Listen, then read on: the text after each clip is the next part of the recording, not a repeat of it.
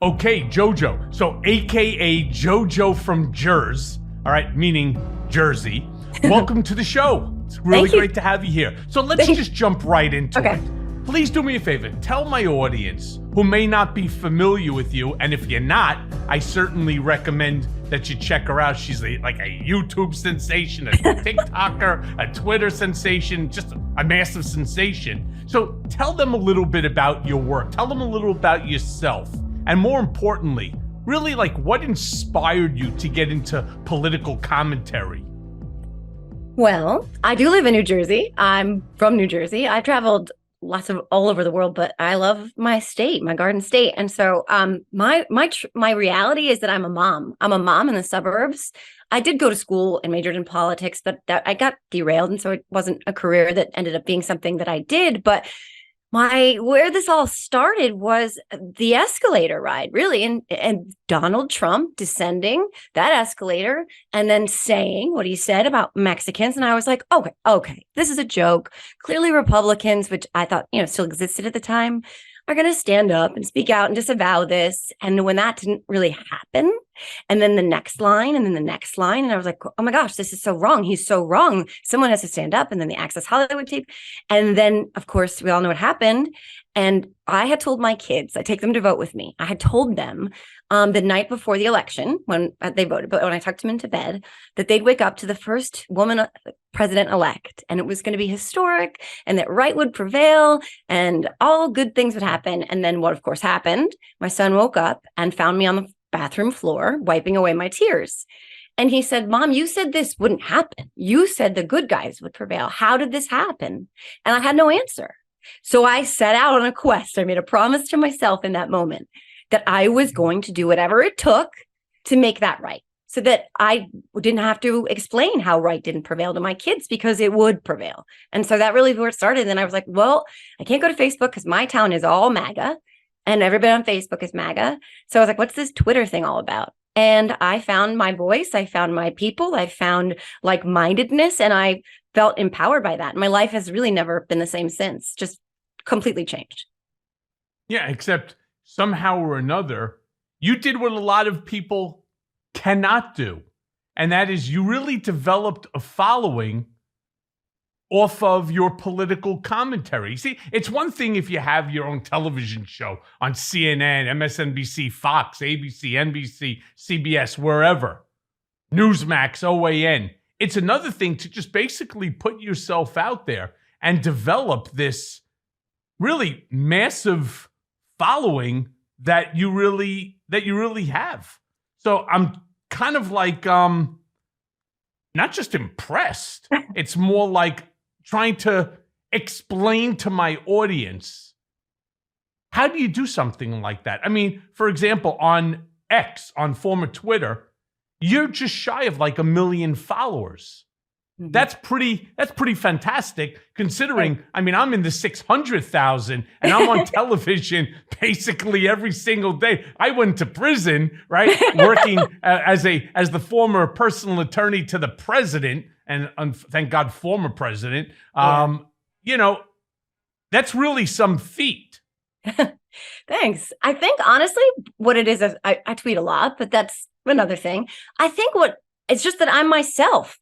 And I have no other voice. This is the voice I have. This is my reality. This is my existence. I'm a suburban mom who swears a lot and very snarky, very sassy. I'm so inappropriate all the time. But I really, really, really, really care about this democracy for myself and for my kids. Like that why is so important to me. And I hope that translates into what I put out there in terms of my tweets and videos and all the things. It's true. It comes from my true, authentic self and my heart.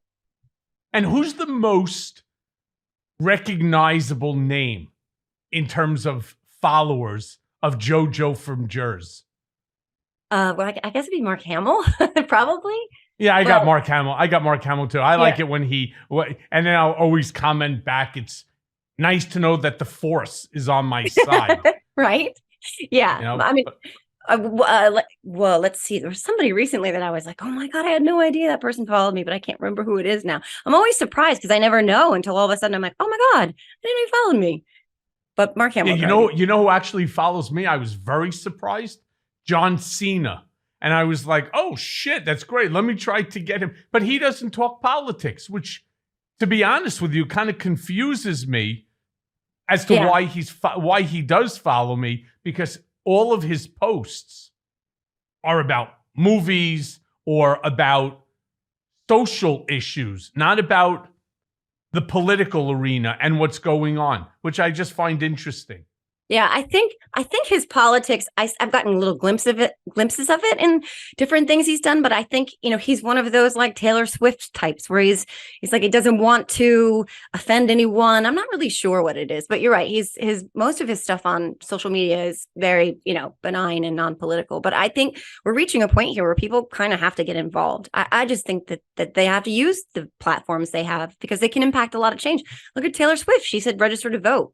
And it was like a bazillion young people were like, okay, and went out and registered to vote. And that's the kind of power they have. Yeah, the problem is most of those kids are like 13, 14 years old. Right. No. So they're not allowed to vote. But, look, a couple hours ago, you actually put out a tweet or an X or whatever the fuck you call it these days. I have no idea. First of all, I don't even like the name X. It's like, stupid. So it doesn't make any sense to me. No. But you put out this, I'm just going to go back to the old days, a tweet. Yeah, that's what I call him. Funny how suddenly faulty Don Jr.'s memory gets when he's asked about signing his name, in brackets, over and over again, close bracket, to something fraudulent, comma, ain't it? And, in under 2 hours, it's like just about 80,000, impressions onto it, which is, again, impressive.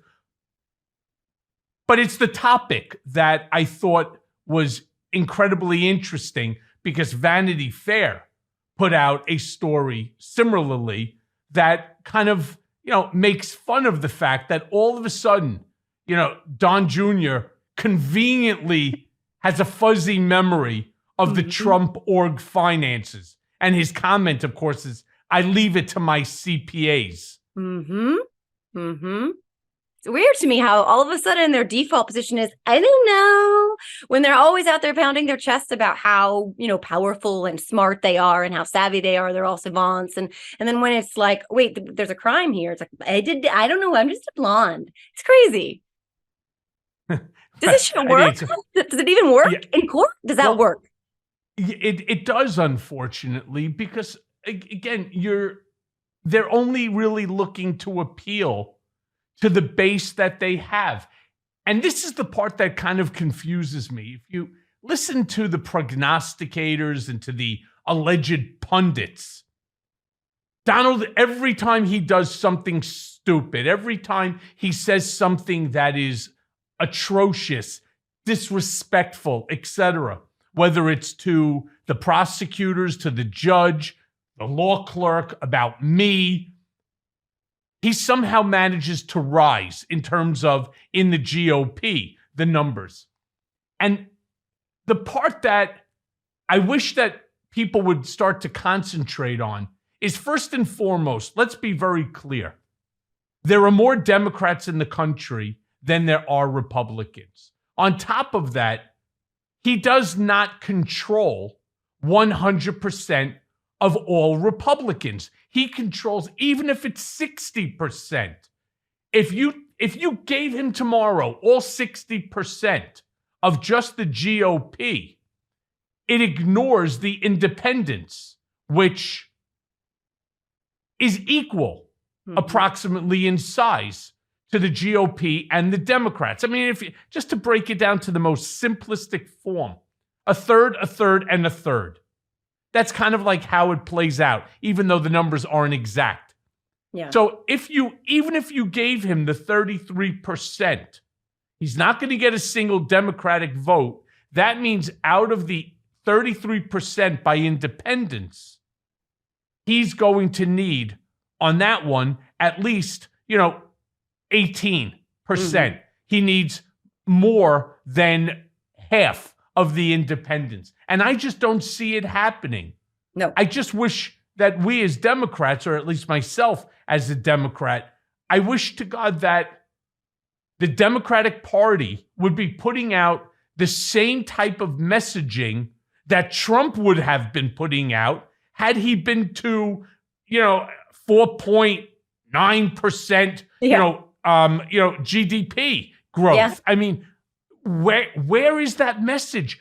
It is like the worst sense of messaging. Exactly. It's like the worst messaging any president has ever done. I mean, I just don't get it. He should be from the Oval Office or the Rose Garden coming out there and touting his accomplishments and make fun of the fact that they call him old. Could you imagine, hypothetically, JoJo, could you imagine if he's standing or sitting at his desk in the Oval Office?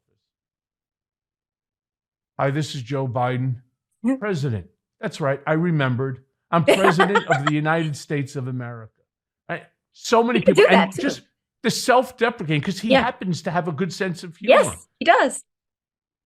As we're going to be starting the campaign for presidency of the United States in 2024, I just want people to understand that I have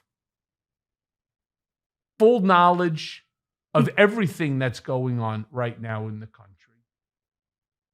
I may stop for a quick second, but I do actually come back on point. Mm-hmm. And let me tell you, to those people who question whether or not I have my faculties, here's what I accomplished in the 2.5 years that I've been as president of the United States of America. And go into the accomplishments. Yeah. We didn't get rid of the Affordable Care Act. In fact, we made it better. Mm-hmm. Where we extricated the United States. It went a little better, but we extricated the United States, from Afghanistan.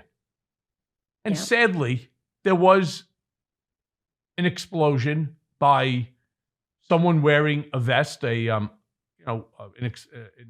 of those exploding vests that took the lives of 13 citizens. It wasn't a pretty sight. Mm-hmm. But you know what? After 4 decades of being there, we left with 13 casualties. Let me go on and talk about the economy. The economy has never been better. The former guy turned around and said, my God, if we could hit 2.5 GDP, it'd be the greatest thing in history. Well, you know what? We almost doubled that. Mm-hmm. So before anybody wants to question, my faculties, let me talk about the other things that I've done. Lowered healthcare prices, et cetera, et cetera. I want to repeal. Jobs. Jobs, the greatest job growth in the history of this country, blah, blah, blah. And these are the things that he should do. Mm-hmm. Am I old? Got to be honest with you. Thank God. Yes, I am. Yeah. The alternative is not so good. Yeah. And do something like that. Make fun of yourself and the people that are making fun of you. I fully agree with you about all of that. I think that and I know he's capable of it. And I think that it's really silly that people are saying that his age is disqualifying, because his age, to my mind, in this particular moment in time, is a great asset. It's not his age that's the asset. It's the experience. It's that he was the right person for this job in this moment, because he's been around all of this for so long. He's seen every iteration of the Republican Party, of Congress, of the presidency. He's seen every crisis there is. He's a statesman. His lifetime has been devoted to public service versus, if it's a binary choice between him and the former guy, to your point, then, the distinctions are obvious. But I think that messaging that you just laid out, I tweet about that all the time. In fact, what I did recently was I said, Donald Trump said he was the jobs president. Here are the facts. In fact, he was the worst jobs president in our history. Take that and compare it to the first 2 years of Biden's term, which were the 2 best, most historic years in job growth in our country. Yeah, go ahead and talk about COVID. But Donald Trump's economy was failing before COVID. His deficit, thanks to his tax cut, was already massive before COVID. And he ended up adding $7.8 trillion, right? He calls himself all these things. It's all I call it fictional Trump. He promised all these things. He promised an infrastructure bill coming in 2 weeks. It never came. But guess who did? Biden. He promised you, right? He promised people bring back manufacturing jobs. He didn't. But guess who is? Biden. It's like all the things that Trump promised that MAGA somehow believes, he made America great with, even though he didn't accomplish them, Biden did. And it's like, these are so clear, but they don't always do that kind of thing. And I think, remember when he had that Dark Brandon moment when he put the sunglasses on and drank the coffee? More of that, when he has those hot mic moments when he swears and you're like, fuck, Joe Biden's awesome. More of that. That I think would help people see, like, no, you know what? He's old, but he's still got his faculties. He's still funny. Yeah, I totally agree. Which brings me to my next question to you. I mean, obviously, Trump was a turning point for a lot of people, obviously yourself included. I got out, but some went down that rabbit hole, and others like yourself became radicalized by Trump, anti-Trump. Yeah. Do you think that your huge online community of Trump haters has helped to make a dent in his armor? Because I'll tell you, I put out a tweet, an X, whatever the hell. I hate that thing. I still call it Twitter. A Twitter. Okay, so I put out this tweet, and the number of bots that are out there, you could spend all day long just blocking these bots. Oh, they started in 2020. After 3 years, they have 15 followers, right? And it's the same people, and they just keep reposting other shit, and they don't spell right, and so on and so forth. Look, we all make mistakes in the spelling because of spell correct. I mean, the spell correct changes shit all the time. You put in bot, and it changes it to bit. I mean, it's just, it's so irritating. Yeah. But do you think that any of the stuff that we're doing, do you think that it's helped to make even a small dent in his armor? Well, I mean, there's kind of two different questions. In his armor, maybe, actually. I mean, I don't know. I don't think we're going to peel off any of the hardcore, I call them MAGA idiots. I don't think that the cultists are going anywhere. I mean, again, I tweeted the other day that I could show them all the facts in the world. It wouldn't change, their perception of things. They bought a T-shirt that said "Never Surrender" of his mugshot, which was him surrendering. You know what I mean? Like, I don't think you can move them. I think they're baked. They're fully on board. But I think his armor actually has taken some dings. And I think the more we point out, like, this is not normal. It's not normal to have a candidate who's got 91 charges against him, including basically trying to thwart democracy. Like, this is not normal. We have to keep beating that drum, because I do think that, like, even when people say, like, I'm dug in, I know they think I'm stupid, so I'm just going to vote for him anyway. I think maybe in the back of their heads, if they even, like, hear this messaging that sounds pretty rational, like, do we really want that guy? We really want this chaos? I don't know. Maybe I think his armor has taken a few hits, but I don't think we're moving the cult at all. But they can't elect him. Well, the cult I personally don't think he's, I don't think he's electable no matter what. I just don't think there are enough people that exist in the independent party, that are registered independents, that are willing to vote for him. But here's the crazy thing. A lot of people are unaware of this, that the entire election last time, despite the electoral votes being obviously an ass kicking against Donald, if you take those swing states, it's under 50,000 votes. That's how close it was to having Donald returning to the White House. Could you imagine where we would be today if Trump was still in office? First and foremost, Ukraine would be sunk. He would have made a deal. I love how everything that Donald says he can do, he can do in 24 hours. He goes, it'll be over. It'll be over in 24 hours. I'll have it all resolved. Right? Fentanyl. It's killing our people by the hundreds of thousands every single year. Hundreds of thousands of beautiful lives are lost due to the fentanyl overdose. Everybody knows somebody. I can fix that in 24 hours. It's amazing because he hasn't managed to fix shit in 24 hours. I tell you what, before you fix Mexico, before you turn around and fix the wall, before you turn around and you fix the Affordable Care Act and everything else, why don't you fix your legal problems in 24 hours? Because you seem to have the magic wand that could do everything. It's it's also, it's funny to me, by the way, he would probably also say, who ever heard of such a thing as fentanyl? As if, he was the first to stumble upon its existence. That's my favorite thing he does. It's like something everyone knows exists. He's once he learns about it, he's the first person who ever learned about it. But it's like this revisionist history where, I don't know, you can't solve anything in 24 hours. You have 4 years. 4 years. You had the Senate, the House, and the Oval Office, and you could not repeal and or replace Obamacare. You had all of it. So don't tell me you need 24 hours to accomplish something that everyone else, the rest of the world, is trying to accomplish when you can't get anything done with a fucking trifecta. Like, how does anyone look at that and go, that's a record of success? That's leadership. Like, not to mention what he did with COVID. I mean, and the fucking disaster that was. He can't 24 hours, right? It's like Jared Kushner solved Middle East peace. I mean, come on. It's like, but there are people who believe this shit. I just don't know how. Neither do I. But you know what I like the most? When I start looking like on social media and you have these people who are wearing the Trump Never Surrender t-shirts. And there was a guy who was asking them, that's his mugshot, isn't it? Yeah. So they said, yes, it is. He said, so he surrendered to the authorities.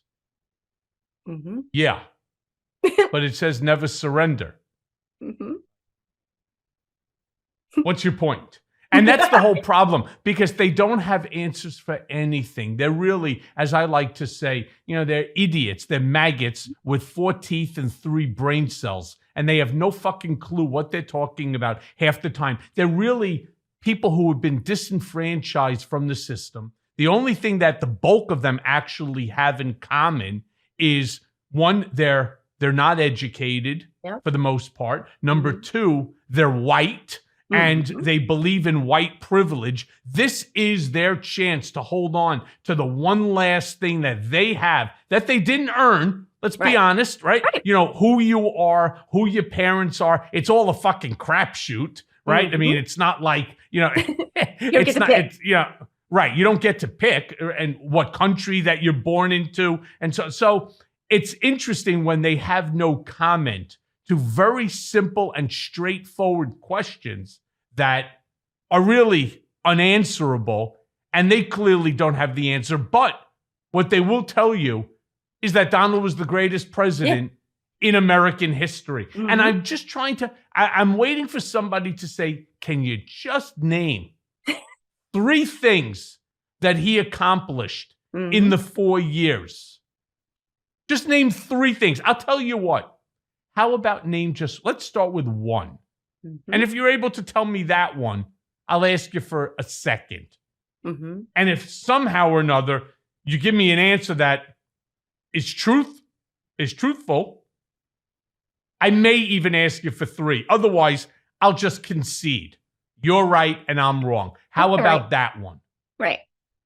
Well, I often say that for the really hardcore, that type you're talking about, that the truth is as useful to them as a thesaurus and a toothbrush. Like they don't have any use for the truth. They will look at you straight in the face and say that he made America great again. And then if you ask them why, they won't have an answer, but they'll say he's Christian. He loves God. He loves America. Like all things are easily, by the way, very easily debunked or disproven. Or they'll say that he fixed immigration, that he built a wall. Again, none of those things are true, but they don't care because the secret sauce is the first thing you mentioned. He is lending them this legitimacy to feeling as though, despite the fact that they may have a 3rd grade education, they have no job, they live in a trailer. No offense, people who live in a trailer, or maybe I don't know where they live, in their car. Again, no offense, people who live in their car, but all of those things are not their fault. And they were promised, because they were born white, that they were already inherently superior. So he tapped into that, which is crazy to me because he hates those people, right? Like they're the opposite. He thinks they're disgusting. He looks down on them. Truthfully, I mean, you would know better than anybody because you were around him. But he found the secret sauce was, I can tap into their racism, and I can tap into the fact that they need to know that someone else, those people, took away what made them special, that they were born special. And when you do that, when you make someone feel like legitimized for that, they're with you forever. Because where were they going to go? And what do you need to prove to them? You can't, nothing. That's what it is. And I think that's why, again, you'll never get them to peel away, ever. I agree with you on that. So let me ask you this question then. What's your feeling on disqualifying or booting Trump from the ballot in states like Colorado?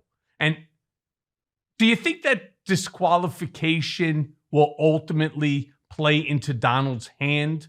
Or, again, in your opinion, are people looking for an out? Is this just like one way that they can say, fuck it, he's not even on the ballot and so on? Few people will ultimately write in on a ballot, Trump's name. And even if they do, most people in Colorado would turn around and just say, yeah, let me vote for Nikki Haley. Mm-hmm. Let me vote for Chris Christie or Ron DeSanctimonious, whoever. Right. I mean, I think he should have been disqualified in his second impeachment. I think the Republicans missed the opportunity. Mitch McConnell missed a big opportunity there to stand up and actually, put a marker down and say, no, enough is enough. Unfortunately, that, as we all know, didn't happen. And this is how we're here. It's insane to me that someone who attempted to overturn a legitimate election and steal the office he'd been booted from is given the opportunity to come back and seek the same office, because he's already told us what he's going to do. He's not going to leave willingly. We're just, how are we here? I mean, I think the thing about Trump is that all the cracks and fissures that existed in our systems and institutions that maybe people who were higher minded didn't think to expose and exploit, he found them, but sheer luck maybe, and then inhabited them, and now he's spreading them wide open. I mean, who would have ever considered this question before as to whether or not a former president who's being indicted for basically treason or being a traitor is going to be allowed to be on the ballot in some states for the office he tried to steal? Like, I can't believe we're here. He should be disqualified, but I don't know that it's going to make a big difference in the fact that who's going to vote for him or who's not going to vote for him in those states. Because I think if by now you don't know if you're voting for Trump or not, then you haven't been paying attention or you've been living under a rock. So JoJo, let me just take the counterpoint to that, because I don't like the concept of disqualifying him from Colorado or any state for that matter. First of all, I think what it does is it plays into the narrative. He beat the system to the punch. They're already trying to disqualify your favorite president. He goes, this is what they're going to do. He beat them to the punch. It should have been done, if at all, a long time ago. Mm-hmm. Now, even like Chris Christie turned around and said, well, if you look at the Constitution, the way that the amendment is written, you really have to be convicted of attempting to overthrow the government, sedition, etc. He obviously has not been convicted of that as of yet. I'm not so sure I agree with Chris on that, because it really doesn't say that you have to be convicted. It's you have to have attempted to overthrow the government. I mean, it's again, word smithing. It's all semantics. Yeah. I think all that will do is just play in to Donald's hand. It's almost like, I hate to say it. It's why so many of the judges just don't throw his ass in jail for violating the gag order. Because he basically beat them all to the punch and said, this is what they're going to do. They're violating my First Amendment rights. They're stopping me from protecting myself, your favorite president, who's beating Joe Biden in who's beating Obama in every single poll. I mean, this fucking moron doesn't even know who the hell he's running against. And he talks about the cognitive dissonance of Joe Biden. It's comical. But I'm fearful, I really truly am, that if they don't put him on the ballot, he's going to use that to try to, again, hype up his base. The way to win, the way to destroy MAGA, the way to destroy Trumpism is you got to beat the shit out of them at the poll. Plain and simple. It's why on this show and my political beatdown show, and when I talk on television, I always say it at least once. The single most important thing that every single listener can do is to make sure that you are fully registered to vote as a Democrat, or if you're registered as a Republican or independent, vote Democrat. Vote it straight down the line. You got to get rid of these folks that believe that Trumpism, that this MAGA moron, ideology that he's spewing is good for this country. It is not. The only person that ideology benefits happens to be Donald. And to those idiots, these, like I said, 4 teeth, 3 brain cells, MAGA morons, do they not understand? He has never done shit for any of them. In fact, he's thrown them out of his properties because he didn't like them. It's the same reason why at Trump Tower, he removed the chairs so that homeless people, for example, would have no place to sit in his tower because he didn't want them around. And I'm dead serious. Why he put up those blockades in front so that none of the vending cart guys can park their carts on his sidewalk, even though he doesn't own it. He doesn't understand that the law applies to everyone, or is supposed to apply to everyone equally. Mm-hmm. He sees himself as above the law. Yeah. I mean, let's talk about 2 tiers of justice, right? Because Republicans love to say that there are 2 tiers of justice in the meantime. If I were to go and attack the judge and the prosecutor and the clerk and everybody else under the sun in a court case of my own, I'm pretty sure, especially if I'd been told that there would be penalties if I violated a gag order, that I wowould have some actual penalties, that I would probably be in prison, but not Trump. But there's that. But there's this other idea that you said, where he's never done shit for them. And the idea that he really doesn't like them. Again, he validated their hate. They don't care. They just don't care that they didn't get a tax break, that the richest people in the country and the poor corporations got that tax break and they're not trickling it down.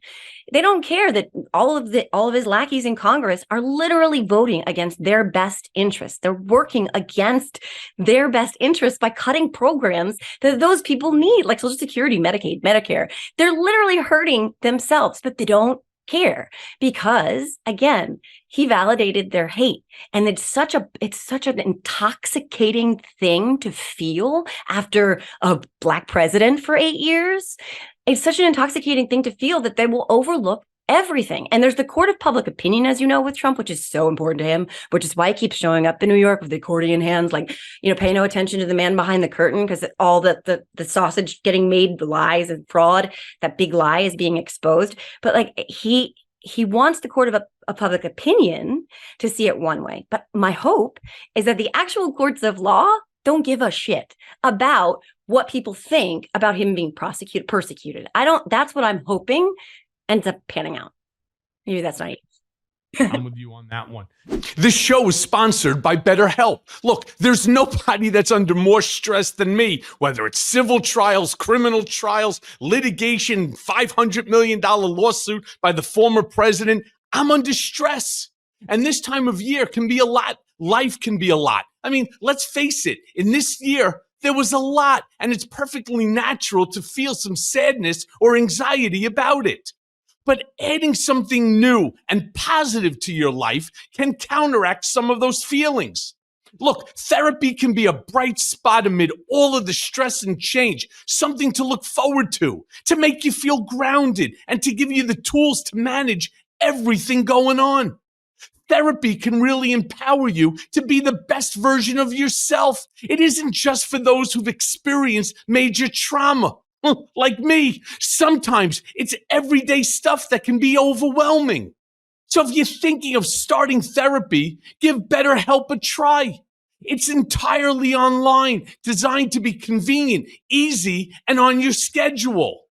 So find your bright spot this season with BetterHelp.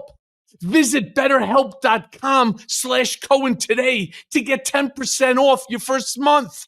That's BetterHelp. HELP.com/Cohen. That's BetterHelp. HELP.com/Cohen. So, look, I also know that you watched Don Jr.'s testimony in Trump's $250 million New York Attorney General civil fraud case this week. So let me ask you this, because I've seen you have a couple of pretty funny comments about that. What's your take on Donald's just bullshit artist children taking the stand. What do you think is going to happen there? I mean, I wrote about this. I think it'd be hysterical if I were writing the show. I'd be like, Don Jr. has this big moment, this big ratings moment where he gets on the stand and he finally spills all the tea because he wants to get back at Daddy for all his years of neglect and preferring his sister, and et cetera, et cetera. But I mean, again, this is the lie, in my opinion. This is the lie on which all the other Trump entire organization, the whole Trump criminal syndicate, relies on this lie that he is a self-made billionaire real estate guru, that he's a business genius and all of these things, that everything else stems from that those mon pa magas with no teeth believe he's a businessman, all those things. So the whole group, the whole family has to defend this lie. They have to try and dismantle this lie. And you know better than I do. I think in this case, they've already decided on liability here. It's not a question of whether or not there were crimes committed, there was fraud committed. So they know that too. So it's really kind of like a sideshow to distract people from the truth that Donald Trump is a fucking cheat. He's a business fraud. They all are. They're all con artists, and they have taken this country along the ride and done incredible harm in the meantime. So I think for Eric, who still doesn't really understand what taking the stand means, I think he literally means it means moving it somewhere. And for Don Jr. and Ivanka's in a different spot, but same exact spot in a way, because she also has to protect the brand. And the brand is a lie. It's all a lie. All of it. Well, look, she has her own brand, which was smart of her. She was the only one of the children that were allowed to do that. Because think about it. And I remember sitting there in the office and when Don Jr. was bitching and complaining, well, how come Ivanka can have her own? She has her own shoe line, a clothing line. She had a jewelry line. Yeah, no, I'm dead serious. It was expensive jewelry too. She teamed up with this Hasidic Jew who's in the Diamond District, and they were manufacturing, and she took a location inside Trump Tower, free rent, of course, and so on. And Don Jr. was bitching and complaining about it. And he goes, because no one's going to confuse her with me. Yeah. Meaning that he has the same name. And so if you fuck up the business, they're going to think that it's me fucking up the business. But it's interesting. Again, it's going back to that Vanity Fair article, right? Since, of course, Don Jr. Is finished with his testimony. Here's what Vanity Fair turned around and said. Trump Jr., for his part, played coy in response to questioning from prosecutor Colleen Faraday.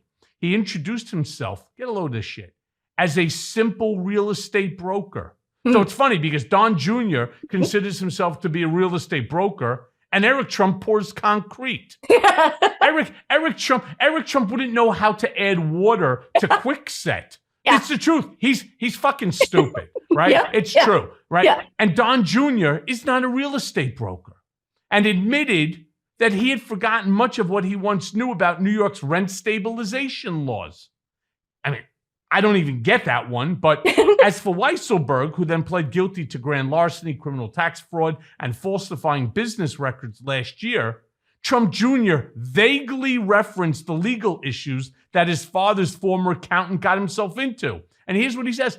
I have no knowledge of the specifics of how it happened, as he was talking about Weisselberg. He's no longer working at the Trump Organization.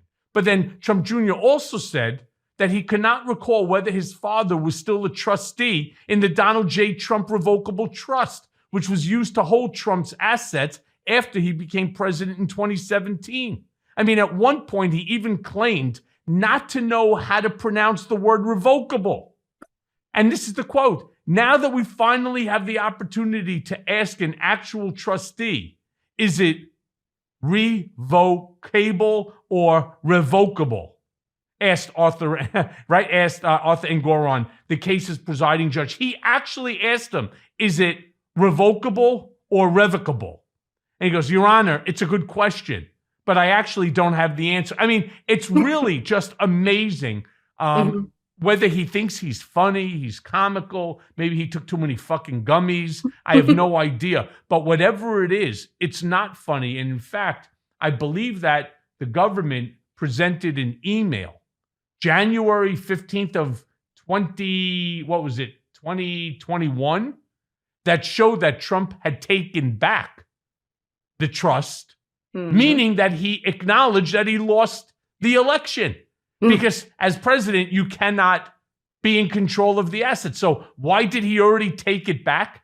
I don't know. But all I'm hearing from friends who are contacting me is that this is really a bombshell, because it goes right to the foundation of Trump's argument that he actually thought that he won the election. Right, exactly. Yeah, I mean, you're right, 100%, because why would he have done that if he was supposed to, whatever, remove himself from it? I mean, but that he's telling on himself. And it's amazing to me, again, that Don Jr. is acting dumb. It's like, these are the people who tell you all the time how amazing they are, what a great education they had, what schools they went to, et cetera, that are conveniently just like playing damsel in distress. It's hysterical how they do that, like Russian adoption, right? Oh, I believe it was a meeting about Russian adoption. They just play dumb. And I don't understand how that's not lying under oath. I'll never understand that. But again, I'm not a lawyer, so I don't know. But it seems to me that it's lying, because I think you could probably guess he remembers a little more clearly than that. I would assume. Well, he should. Yeah. Right. He should be remembering. Yeah. Or what are you admitting about yourself that you don't? Exactly. So let me ask you this, because there's so much going on in this country right now. In fact, there's so much going on in the world right now. Yeah. And again, going back to Joe Biden, the never-ending attacks on Joe Biden by Trump is, I'd like to say it's priceless, but it's not. It's horrible. Donald would rather see the country burned down than to have lost that election and to lose it again if, in fact, he is capable of running in 2024. But let me ask you this. How do you think the Biden administration is doing in the Middle East? I mean, do you think that America's policies are working? That's a big nut. I don't profess to know as much about that issue as I should. I'm trying to learn more. I've interviewed people to try and get some clarity. And I know that I'm not qualified enough to speak to the policy. I think it's obvious, it's very obvious that things are not going well. I don't know how much of that is attributable to the Biden administration. I will say this, that what he's navigating right now is clearly very tricky, because these are incredibly emotional issues that have been longstanding that I, again, can't speak to, because I'm not on either side of this. I'm Lebanese by heritage, but it's not personally relevant to me in terms of my family experience, what's going on right now with Israel and Palestine. But I think the Biden administration is doing a good job of threading that needle. I think it's again, it's very precarious, because it's separating the people, from the terrorist group and the people from Netanyahu. And that is an important distinction. And I think he's done a good job, I think personally, at least, talking about the humanitarian component to this, because that is something that I think, honestly, everyone can agree on, whatever your politics are. So I think he's doing a good job. Again, I know he's not going to make both sides happy. That's pretty much impossible. But I think focusing on keeping the region as stable as possible, having, Blinken out there and other, people in the administration who are adults is helpful. But I can't imagine if Trump were in the White House and this were to happen, what we would be looking at right now. Because it would not be coherent. It would not be reasonable. So I'm glad we have a grown-up in the White House who isn't like a trigger happy, impulsive moron. It's also based upon whether he likes you or not for the moment. I mean, there was a time that he and Netanyahu were holding hands, skipping, over to the Dead Sea to go take a bath, right? Or to go swim. Yep. Now he hates Netanyahu and he hates this one, he hates that one. I mean, what did we see during the Trump presidency? We saw him attack our allies and cozy up to our adversaries. So where he would be on this issue, I have no idea. And you're right. It is a very, very difficult topic for many, many reasons. There is an absolute divide. And, you have people who will turn around. Either you stand with Israel 100%, and then we're on the same side, or if you stand with Israel, but you also have empathy for the innocent civilians that are being slaughtered because Hamas has decided to hide themselves right into the dead center. Look, Israel has a right to protect itself. I heard, I think it was Lawrence O'Donnell the other day said it the best. Could you imagine if hypothetically 2,000 children having a event in, let's just say, let's say in Texas, right? And somehow or another, Mexico flew over the wall, broke through the wall, came in, air, land, sea, whatever, and killed and took hostages and raped and burned and decapitated and the whole bit. What is a fair and reasonable response in terms of retaliation? What would Americans want to see happen? But that doesn't exist. Which it kind of brings me to the question you stated. You're Lebanese by heritage.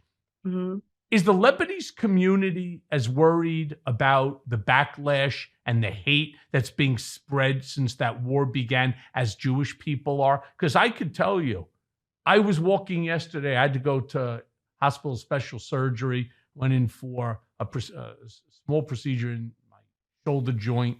So if I'm a little tired, it's only because I'm still in discomfort. But I can tell you, I saw a bunch of people putting up the missing signs. And then I saw also people pulling them down. And I see what's going on University of Pennsylvania campus, Emory, Cornell. I mean, this is out of control. No child, I don't care if you're Muslim, Christian, Jewish. I don't care if you're Palestinian, Lebanese, Israeli, or American, or from any place in the country. No child who's at any institution of learning should be fearful to go to class and to do what they're there for, which is to learn. And it angers me beyond because it's not just, and look, there's this radicalization where I could understand, I really can. I could understand people saying about Palestinians. I cannot understand the pro-Hamas stance. It just doesn't, it makes no sense. It is vile. It is disgusting. They are nothing more than a bunch of rapist, terrorist animals that need to be eradicated from this earth. My hope and prayer is that as Israel's ground forces go into Gaza, that they eradicate all terrorists, all members of Hamas and Hamas sympathizers. But they're Palestinian are not Hamas, and Hamas is not Palestine. And this is the dilemma. But the pro-Hamas, anti-Israel, anti-Jewish stance, my question is the Lebanese community feeling any of the same sort of backlash? I mean, ever since 9/11, everything's been different anyway. I mean, my dad worked for the Department of Defense his entire adult life, and he was born in Lebanon, very, very dark-skinned Lebanese. And he was discriminated against in the wake of 9/11. I think so from that perspective, it's been there for a very long time. I had a baker tell me that he put a sign up that said, "No Arabs will be served here." I don't know if he put it back up now. I really don't know. I want to talk about what you just said, though, because it's so important about this idea that all Palestinians are Hamas, or that all Israelis reflect Netanyahu. They're taking, again, the humanity out of this. And those kids, those Jewish kids who have to go to colleges and be afraid, existentially terrified that someone wants them to die or thinks they deserve to die, right? Like, though, I saw that, that's terrifying. And I saw the video of those people trying to take down the signs of those hostages, the little kids being held hostage in Gaza, and they're trying to take those signs down. And I don't understand it. How can you do that? Those are children. And on the other side of that, you have a child in Chicago whose landlord stabbed him. Could you imagine? 36 times? 6-year-old body. What does 36 stab wounds do to a 6-year-old? How do you have that much hate? How do you have that much hate? And what's happening on college campuses and on both sides of this is that there's dehumanization of the people. If it's Hamas, that's one thing. But with the Palestinian people do not deserve atrocities. Atrocities do not necessitate atrocities, because then you just get more atrocities. And I feel like more people need to have this. It's not a binary choice. You don't have to choose between Palestine and Hamas together and Israel and Netanyahu together. There are people, human beings. Like that's what I feel like is just getting lost in all these fights. And I feel like the news isn't talking about it enough. And it's either presenting it as, these are the atrocities happening now in Gaza, or these were the atrocities that happened in Israel. And if you look at the atrocities that happened in Israel, if you really go there, which I have done, I really tried to look at it because I didn't think it was fair for me to look away. The things they did, you can't even fathom, how barbaric. I mean, they were students, kids hiding in bomb shelters, and they were throwing grenades in there, and the bodies were piling up on each other. And there were kids who survived who they took as hostages with missing limbs. Like, not to mention what they did to all those children, the babies and the parents. It's just... And calling the parents as they're raping their daughter and then shooting them. I mean, these are things, there's just no... Yeah. They're animals. And that's why I understand that a response is necessary. Yes. And I pray for the IDF. I pray for the intelligent people that are handling this in order to handle it, to limit as much as possible civilian casualties. We know there's always going to be civilian casualties. Right. I just hope to God that it's as few as possible as they eradicate these fucking monsters. It's funny. I was talking to my father and I said, "Where's the Meir Kahane of the 21st century?" And I would love to be that guy where I would put together a group of guys who I know, big fucking monsters, whether Jewish, non-Jewish, black, white, brown, makes no difference to me. And all will go to Cornell. And I'll tell you what, my hope is that kid, the one that wanted to make the threats, why don't you do me a favor? Why don't you give him to us for about 15 minutes? Yeah. That's all I need. Because it's very hard to speak after we smack you in the fucking mouth with a baseball bat. All right? Yeah. Instead, don't worry about your college education. Now worry about paying to put your teeth back in. Because that's the only way to teach an asshole like that. Everybody thinks because you have a First Amendment right to say whatever you want, that whatever you want to say is the right thing to say. And that's the problem. There's no more decorum. And who destroyed that?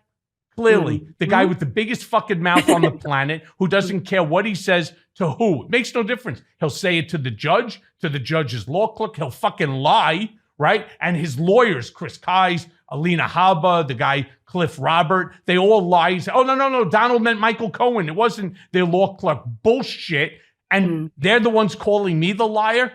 Yeah. Fuck you guys. Anyway, let me move on and ask you this, because abortion rights are on the ballot in Virginia. This is a whole nother issue. The fact that my daughter has less rights than her mom, than my mother, her grandmother, or her great-grandmother. She has less rights than her great-grandmother in this country. So abortion rights are on the ballot in Virginia. And in one of your tweets, you said Virginia is the, and I'm going to quote, last safe haven in the South. What do you mean by that? All the states after Roe, all the states in the South have banned abortion. Some more extreme than others. Like Alabama's is incredibly extreme. Virginia is the last safe haven because they didn't have the trifecta. They had a governor who made his agenda very clear, but only for Lauren Windsor, privately, because he didn't know she was undercover. And he said he couldn't talk about his extreme position on abortion because it wasn't popular. But they didn't have the trifecta. That's what's on the line in Virginia right now. And Virginia, not to mention, abortion is a massive driver in this country. They really thought, maybe they'll be mad for a minute, they'll protest, and then it'll die out, they'll fizzle out. Yeah, that's not happening. It didn't happen in 22, and it sure is not happening in 24. And there's an amendment on the ballot in Ohio to enshrine reproductive rights. And I and I've been trying really hard to make sure. Every one of my friends in Ohio across the country are trying to make sure that succeeds. Vote yes, by the way, Ohio, vote yes. This issue of abortion and in Virginia has to be protected, because Virginia is also a bellwether for the rest of the country. And where Virginia goes on this issue, the rest of the country will go on this issue, especially if it doesn't go in our favor, because it will lend credence to this idea that, oh, well, if it's a reasonable ban, then it's fine. Like, there's 6 weeks isn't a reasonable ban. That's what they have in Ohio, et cetera. But yeah, I mean, and also in Virginia, by the way, guns are something you need to consider, because if that changes, then you've got a gateway through Virginia into DC, Maryland, Delaware, Pennsylvania, New Jersey. I mean, these are all issues we have to pay attention to. It's crazy. You can't sit democracy out anymore. You can't take it for granted. It's an active practice that we all have to engage in, because otherwise the slippery slope of us losing our rights, fundamental human rights, they're not stopping with abortion. It'll be contraception next. It'll be, Mike Johnson has made his opinions clear. It's basically a Handmaid's Tale dystopian reality. I don't want any part of that. So yeah, I think people need to vote. You can register, not make sure you're registered to vote. You need to get involved. You need to vote, because that's democracy, is we the people, not they, the Republican legislatures. It's about us. That's so, JoJo, I hear you talk about being a mom, a lot, right? Not just today, but on your podcast, as well as on your Twitter account. And I heard you once say, it's the guns, stupid. But it strikes me that almost all moms used to be against gun violence. Mm-hmm. And now there are moms, and not just MAGA moms, who are promoting it.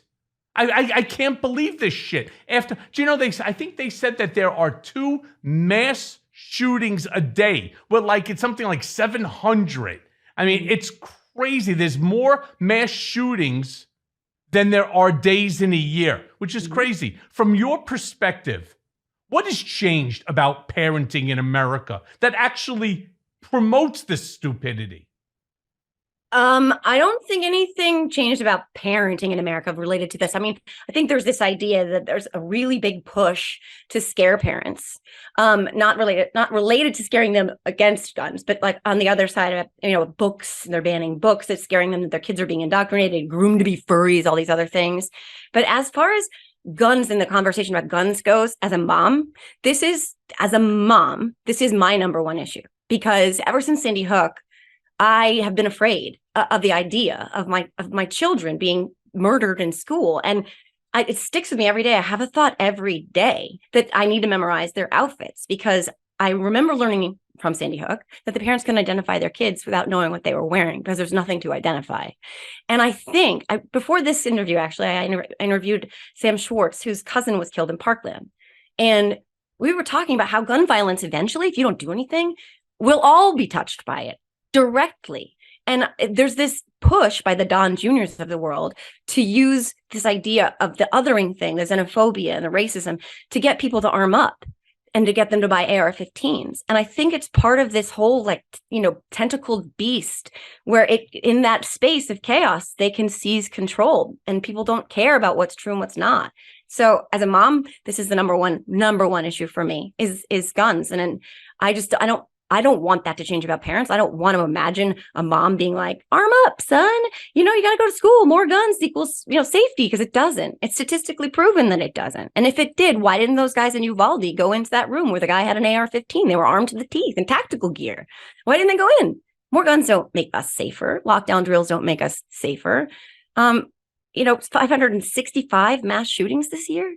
And nothing changed from Sandy Hook. Nothing changed from Parkland. Nothing changed from Uvalde. What are we doing? I mean, it's ridiculous. It's ridiculous. And I think more moms agree with me about sensible measures like an assault rifle ban, et cetera, than don't. I'm with you 100%. Look, I've had David Hogg on this program, Fred Gutenberg. I used to be permitted to carry a concealed firearm in New York because of death threats and threat assessments that were done. Of course, losing that is very difficult, especially for me today, not only as somebody who is visible, out there. I don't hide. I still walk around and, I am not pro-Trump. So you have those folks on top of that being Jewish, it creates a whole, sort of issue. I'm not even allowed to carry fucking pepper spray. Could you imagine? I've never not paid taxes. The whole thing was a bunch of bullshit. And even hypothetically that it is a tax issue, what the fuck does that have to do with me not allowing, right? Because the funny thing is that they're all about their Second Amendment. They're all about their Second Amendment right. But because I paid a porn star not to talk about pulling the former president's mushroom pecker means I shouldn't be allowed to carry a firearm. It's this whole fucking country is just sort of upside down. Everybody is just, I don't know. And I'm with you on that. I have a real problem with these, high capacity, weapons of war that I don't understand. Look, again, being a guy who had one of 1,000 licenses, I've never shot an AR-15 or an AK-47. I have no desire to. I don't want to go hunt a deer with an AR-15. I have no interest in shooting at a target with an AR-15. It's not for a civilian. It belongs on a battlefield. But we'll see what happens. So look, JoJo, the hour goes by very quick on Mea Culpa. I have one last question for you. Because look, you're still young. How's your generation? Now you're young. How's your generation and young people in general? How do you think they're going to vote? I mean, better question, will they even come out to vote? Well, I'm Gen X, and I know that my generation can be both, but in my particular peer group, I think people will vote. I think that there is interest. I think on both sides, again, where I am is very red, but I can definitely speak to Gen Z. And I know that Gen Z is serious right now about changing this country. Like, they've grown up hiding under their desks. That's the reality they've known. They've done studies where those kids think about a mass shooting at school at least once a week. And they are fucking sick of that being their reality. And they also got really pissed, by the way, when Dobbs dropped. They're like, well, hold on. Now you're taking my rights away? In addition to making me basically afraid for my life every day. And some of them have now survived multiple school shootings. They are very fucking mad. And they are large in number, and they are organized, and they are serious. And that makes me so happy, because it's like really restorative, because that's how democracy is supposed to work. Our elected officials are supposed to represent their constituents, and that hasn't been happening for far too long. And I think it's going to change. Yeah, look, I'm certainly hoping, I speak to a lot of the folks from Gen Z, and they are active. You know what my biggest problem comes in? Every now and then I see, like on these college campuses, I see Gen Zers for Trump. Young kids. And it blows my mind. Okay, look, I could understand if it's an evangelical school where they don't care about the Dobbs decision or the overturning of Roe v. Wade. I could understand. That's what they grew up with. That's their ideology. Great.